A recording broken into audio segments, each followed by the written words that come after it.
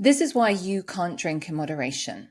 I want to explain some concepts to you about how your brain is working, how your thinking is working, and why your belief system is keeping you stuck. Now, moderation, drinking in moderation, it's the holy grail for anyone with an alcohol problem, right? And you're probably telling yourself a very familiar story. We are highly unoriginal. So see if this fits. You just want to be able to drink sociably. You just want to be a normal drinker, right? Just want to drink in moderation. Have you said that to yourself? The reason that we say that to ourselves, that's what we want, right? If we could just, drink sociably, normally. What we're saying there is we want to be able to drink without any consequences, right? I'd want to be able to go out with my friends, celebrate, go for dinner, and I want to be able to have alcohol and not have any consequences. That's what we want. But there is no such thing, right? There is a cost to drinking. There will always be a cost and it's always going to increase. So there's no such thing. You can't drink without consequences. Now, I want to say something about social drinking and normal drinking. Those are really ill-defined, ambiguous terms. And we perceive them. What we think social drinking is it's basically how your peer group drinks. So if your peer group binge drinks, which is what my peer group did when back in the 90s, we binge drank. We didn't drink, we drank to be drunk, right? That was normal social drinking in my peer group. We didn't do it every day. We didn't do it every night, but when we drank, that was normal drinking for us. So what happens is we normalize abnormal drinking, right? If your peer group is doing it, we've normalized abnormal drinking. So there's a lot of smoke and mirrors in this. We don't judge that as being problematic if everyone has a job, pays their bills, has a car, right? If you kind of have some boxes checked and you drink like that, we perceive that as normal social drinking. So when we use those terms, we don't mean like a certain amount or frequency. It's influenced by the people you hang out with and what's normal for them. For some people, it's drinking a bottle of fine wine every night. For other people, they only drink craft beer. Or like I had a conversation with a doctor once who was trying to convince me that she didn't have a problem with alcohol because she only drank extremely fine, expensive wine from vineyards in Napa that her friends owned, right? So because she drank such high quality wine every single night, that in her mind was, she's a doctor, she has a job and a nice car, a nice vacation. What she had done is normalized abnormal drinking. So it's really important that you know that when you say those terms to yourself, they don't mean anything. They mean vastly different things for different groups of people. Now, the reason that we want to drink normally or sociably is what happens is we kind of get to this crossroads, right? We've got to this crossroads where we can't avoid seeing the cost and the consequences of our drinking, right? Our drinking has become problematic. We can't avoid seeing it and we need to do something, right? That's why you're watching this video. That's why you've watched it up to this point. By the way, please check the link below. There are some resources that will help you get started. And there's a couple of resources if you want to work with me as well. So the reason that this is the Holy Grail and we want to just be a normal drinker is because of our belief system. In your culture, your peer group, and your media, you have been convinced, we have been sold a story that alcohol is the best way to have fun, excitement, belonging, connection, to relax, and to reward yourself.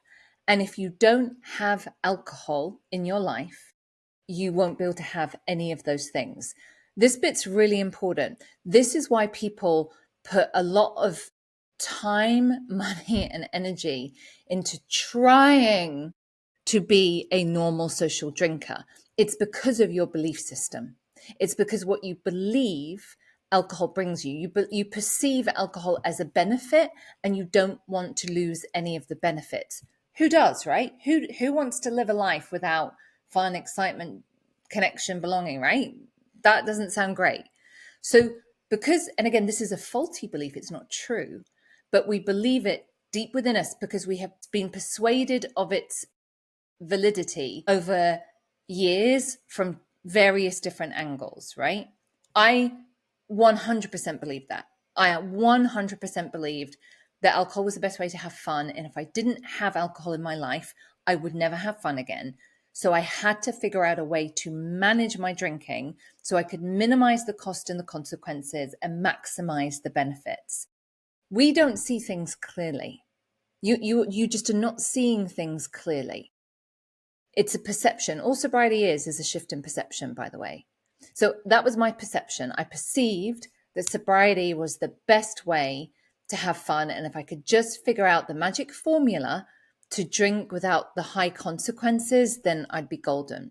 This is, I just find this so interesting because people will pursue this sometimes to really tragic consequences, right? They will try everything to just figure out the magic formula to drink safely without consequences. So you're doing that because of your belief system, okay? So on top of that, your brain is working against you, right? I'm thinking, if you're here watching this, you have probably been drinking for years, if not decades. So your brain and your body is very used to a certain amount of alcohol. So what you're trying to do is use willpower and your conscious mind to moderate that, right? I'm just going to have 2 drinks. 2 drinks, that's it. That's all I'm going to have, right? If you said that to yourself. What's important to know about your conscious mind, and I have lots of other videos on this, your subconscious mind, which is the bit that you're not aware of, which runs the show, your subconscious mind is responsible for 95% of what happens in your day. We live a lot of our lives on autopilot, right? We just, if you think about driving, you don't think about that, right? You just do it. You're in your car and off you go. Drinking is similar to that, right? It's just, the glass, the yes, please, I'll have another one, right? It kind of happens automatically. We don't really think about it. It's because all of those programs are running in your subconscious mind. Your conscious mind is responsible for 5% of what happens in your day. So when I go back to England, we drive on the other side of the road. I have to drive consciously, right? I have to think about it. I have to think about where the steering wheel is, braking, and, stopping, all those kind of things. That takes a lot of energy, right? It's quite tiring to do that, right? When I've been driving for years, the reason that we do things in our subconscious mind without realizing is because it's energy saving. So trying to use your conscious mind and willpower and effort to just have 2 is really exhausting. It's tiring. It's like a lot of burning up energy to just have 2 glasses of ethanol because of a belief that if you don't have the ethanol, you won't have all of the benefits. Isn't that like madness, right? All that energy for what? Because then you have to get to the point where you have to ask yourself, is alcohol delivering on its promises, right? Okay, fair enough. You're going to put all this effort and energy into having 2 glasses. Was the fun, the excitement, the belonging, connection, was it did you get a good return on your investment? Here's a question for you. Do you think it might be possible to have fun, excitement, belonging, connection, to relax and reward yourself without spending that much effort and energy and willpower? Do you think that maybe you could have those things without alcohol? Because I'm here to tell you can. This is what I call the great big sober secret. It is like the biggest revelation. You don't need alcohol to get the benefits it promises. You can get all of those benefits without alcohol. And here's the secret. They're better. They're better. The fun, the excitement, the belonging, connection, relaxing, it's all better without alcohol. No effort required, right? In that. It just, fun just kind of happens. Now, yeah, this doesn't happen at the end of the week when you stop drinking. It takes some time and you have to put some effort into getting emotionally sober. But the payoff is huge. The payoff is huge. and never stops, right? It's not like there's one payout on this. No, it continues for the rest of your life. So what's the problem here is how we see things. We perceive alcohol in this way, and we have a story that we tell ourselves, and we think that story is a fact. But my work is dismantling that perception. It will completely shift.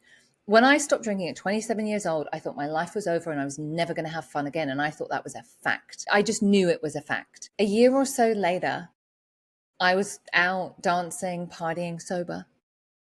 And I looked around me and I thought, I'm having more fun than they are. And I realized it had been that way for a while. And in that moment, I realized how I saw everything had completely changed.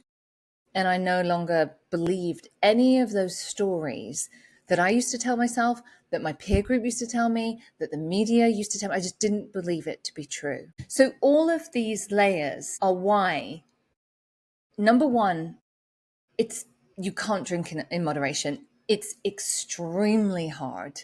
It burns a lot of energy. There's no real good return on your investment. And it's based on a completely faulty belief system. So that is why sobriety is 10% not drinking alcohol, 90% emotional sobriety. You have to do the work of emotional sobriety because that creates this shift in perception where you just see everything differently. Let me know what you think in the comments below.